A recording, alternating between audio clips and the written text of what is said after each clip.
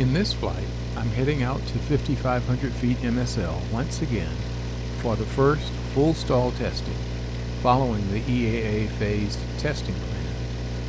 While doing that, I'd like to review some of the choices I made in the Pelican PL Revival project, and especially my avionics choices. Before I do that, I'll mention the cameras that are being used to document this flight test period. Both are recording in HD mode, are capable of higher, but the files are big enough as it is. For the wing view, an ILE Air Pro 3 is used. It is no longer in production, and from what I could find, ILE seems to only be in security systems now. It is attached with a Flight Fix Rocksteady Slim GoPro strut mount with a metal camera tripod adapter to match the tripod threads in the metal case of the Air Pro 3. Thus, it is very well connected. For the panel view, an Akaso Brave 7 is used, with sound collected via the Akaso remote mic and an ear cup of the headset. Its presence in the ear cup is invisible. The Brave 7 only accepts remote sound via this specific mic, and I am satisfied with that for now. The camera is attached with a variable geometry clamp mount attached to one of the structural cross tubes, and it is also quite steady. I am currently using the free version of Microsoft Clipchamp, which is a disk hog for processing the large FME files from the Air Pro 3. Before we take off on the avionics choices, let's look at the aircraft itself and the engine pulling it skyward. I first heard about the Pelican PL in a fly-and-tail YouTube video on the Pelican 500BR, which is the Brazilian version of this Canadian designed and manufactured aircraft. It was interesting, and so I did a Google search on the aircraft to find more info and stumbled across a kit for sale. After looking at its history and safety record, I called to check if the partially completed kit was still available, and it was. The rest, as they say, is history. Like the ILE Air Pro 3, this kit is no longer in production, and the factory no longer exists. The engine is a Viking 110, derived from the Honda Fit engine, with the 110 representing its horsepower in this application. It is port injected and requires a constant supply of 40 psi, preferably non-leaded fuel. I use Rec 90 to avoid alcohol. It costs about $1 more than premium auto gas per gallon. While this engine and the fuel tanks are okay with the alcohol, I choose not to use it. The Viking 110 makes for a beautifully simplistic and compact installation. Because of the years that have passed since its manufacture by Viking, a number of service bulletins were required to bring it up to date, including removing the gearbox and sending it back to Viking for inspection and adjustments. Although time is low, it has performed marvelously, and I am now very comfortable with it, having completed one cross-country within my authorized test area. It is a number of pounds heavier than the Rotac 912 the airframe was designed around, and it definitely brought on some weight and balance challenges with regard to where the dual battery system and the dual fuel pump fuel distribution system were located. Also, like the ILE Air Pro 3, it is no longer in production, but has been superseded by the Viking 130 for 130 horsepower, built around the same engine block. Viking, on the other hand, is still in business and doing very well. The marvelous sound of the spool up to take off power tells its story. I didn't choose it because it came with the Pelican PL kit as part of the decision sequence of the initial builder. Would I have chosen a different engine? Yeah, mate, if that's a hint. Since this plane isn't manufactured anymore, I've got to take good care of this one for many years, just like I did for the Sonics for the last 18 years. Oh, by the way, while you apparently see only one circuit breaker on the face of the panel, you actually see 7. I paid the additional big bucks to buy switch breakers or breaker switches from aircraft sprues for the battery, engine control, and Avionics master switches, which yields a clean and simple installation. Behind the panel, the Avionics are further protected with auto reset breakers, similar to what I successfully used for some circuits on the Sonics. That big black circle down to, well, it's not really big, that small black circle down to the right of the throttle is a covered dual USB charger which also displays circuit voltage and is intended to sustain the self-powered displays on longer cross-country trips. Skypark traffic, it's Terminal 6 Gulf November departing one-way 21, Skypark. Charlie Mike is headed northwest. Inbound for landing 21, Skypark, full stop.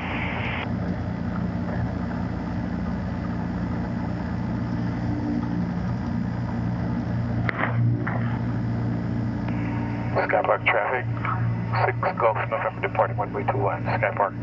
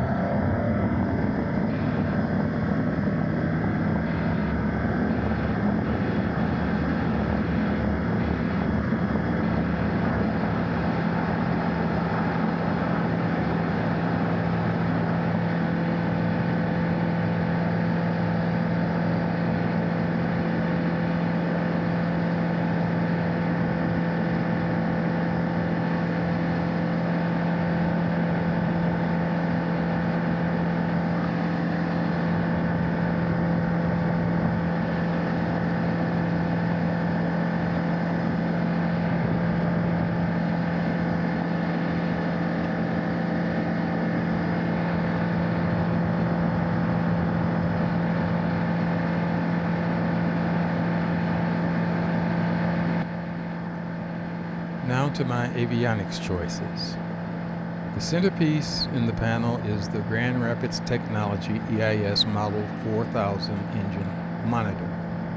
I selected this because it has a lot of history with use for Viking 110. In fact, a customized version of it was the standard package sold by Viking for a number of years.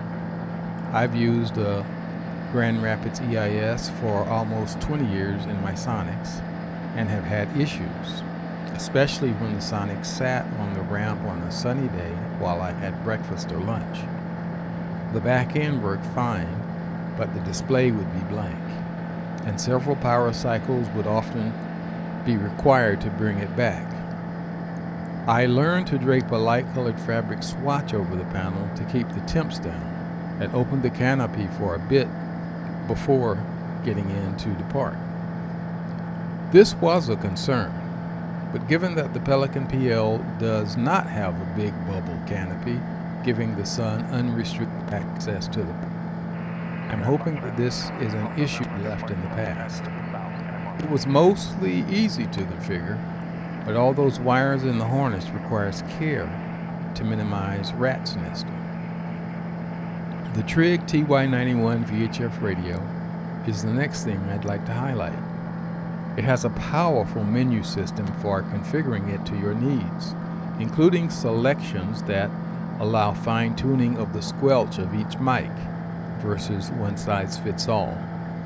It pulls in signals from quite a distance and reports back or that my signal is loud and clear. But from experience, I've heard that report when someone's broadcast wasn't so clear to me. Speaking of the signal, the antenna plays a very important role in that, and since I have a composite fuselage, I elected to use an internally mounted VHF-5i dipole antenna which does not require a ground plate, for a few dollars more. Let's focus on the enhanced Avionics AV20-E right next to it. While it has a number of functions, including timers, outside air temperature with an added sensor, true airspeed calculation, density altitude calculation, attitude indicator, and synthetic angle of attack, it also serves as the front end of the Avionics Tail Beacon X. The default screen I use is the one that displays true airspeed, outside air temperature, bus voltage, and mini angle of attack. The Tail Beacon X provides both the transponder and ADS-B out capability, which is required at the airport, which is my home base. And it does this very well. I was blown away to see a perfect all 0% error report when I submitted for a paper report on ADS-B functionality for the first flight. And it keeps performing well. My last one I looked for was also an all 0% error report. Plus, I have a light pointing backwards with it to hopefully help keep someone from flying up my tail. Now back behind the panel, there is an AP60-2 audio mixer from Flight Data Systems.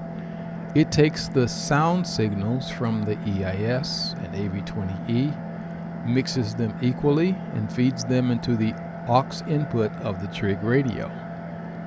Fortunately, the trig radio also has control functions to handle the aux input priority and volume. I love the well thought out functionality of this radio and the menu system to access it for a few dollars more. Now, for the electronic flight information system. Actually, the kit was received with left and right panel sections already cut for traditional instrumentation. But I am an electronic gadgets guy and wanted to simplify my installation and the mess behind the panel. Full disclosure, I had actually chosen to use a Thales Aeolus Sense Pro as the heart of my EFIS system, with Samsung Galaxy Tab S6 tablets as displays, as these tablets are well known for their very good daylight readability and were fully supported. Since they are actually out of production but still available, I bought the tablets as soon as I made the decision to use them. Unfortunately, when I went to order the Thales unit, they had been withdrawn from the US market. The Thales was still available on a European website, but I took this as an omen to look elsewhere.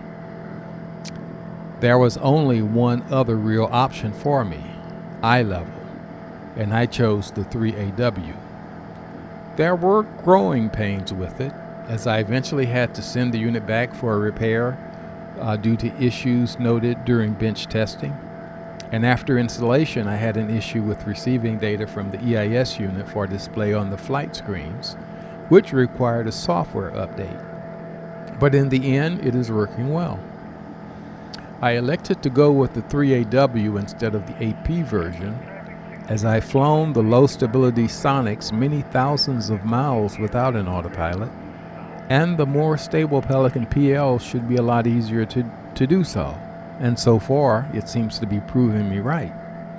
However, I can get the 3AW changed to an AP if it proves necessary.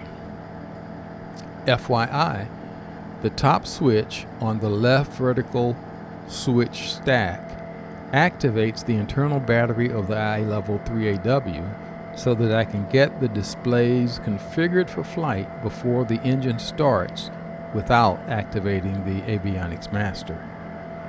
In the case of an in-flight total power failure, the iLevel 3AW auto-activates this internal battery to provide EFIS functionality for 30 to 60 minutes. Now, with my Android Samsung tablets, iLevel only offered a basic functionality Android utility program versus the full suite, highly configurable app that they do for iOS.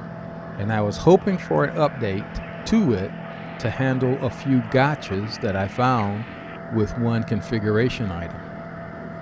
Unfortunately, iLevel made the decision to no longer support Android, and I had to say farewell to my lovely Samsung displays and picked up a pair of 5th generation iPads that still exceeds the basic hardware requirement for the iLevel apps. Unfortunately, these displays are smaller and have very poor daylight readability and require the installation of glare screens, which greatly improve visibility in daylight in all conditions encountered to this point. The cabin style of the Pelican PL really helps versus a bubble canopy. Alas, I think that these screens also make them hard to see via the camera video in most conditions. Because the 3AW is mounted behind the panel, I cannot easily access its data card for flight reviews, so I installed an SD card slot extension which is mounted out of the way below the panel. Now access to flight data after each test flight is a piece of apple pie.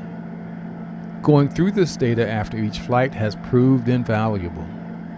I just wish that the data was saved in the units that is displayed, so some conversion is required to replicate what I recall from the flight. For navigation software on the tablets, I use iFlight EFB. I am a long-term user of Avionics and really like it. Alas, Avionics wants exclusive use of the data channel from the iLevel unit, while iFly shares the data freely. So I can have both apps running on the tablet as well as both displayed on the tablet screen at the same time. Unfortunately, iFly EFB has a big shortcoming for me in that it does not run in split screen mode on iOS. It can be shoehorned in the split screen mode on the Android. So for dual operation, I have to run the iLevel app in overlay mode on a smallish screen with iFly EFB in a full screen mode, which makes some of the iLevel information unusably small for these 69-year-old eyes. iFly EFB does an excellent job displaying ADS-B traffic and is also an excellent cross-country flight planning tool. The tablets are connected to the audio mixer through an ILE Universal Bluetooth cable adapter. This input source is the softest of everything connected to the sound mixer, and I was concerned about the need to add yet another device to boost the signal on initial install. Yet, in real-life use, I can clearly hear the alerts from the iLevel and the iFly EFB, except at very high to full throttle settings. This adapter allows both displays plus one other device to interface simultaneously. The iLevel EFIS panel is used full screen on the display in front of me for takeoff, landing, and all maneuvering during this testing period.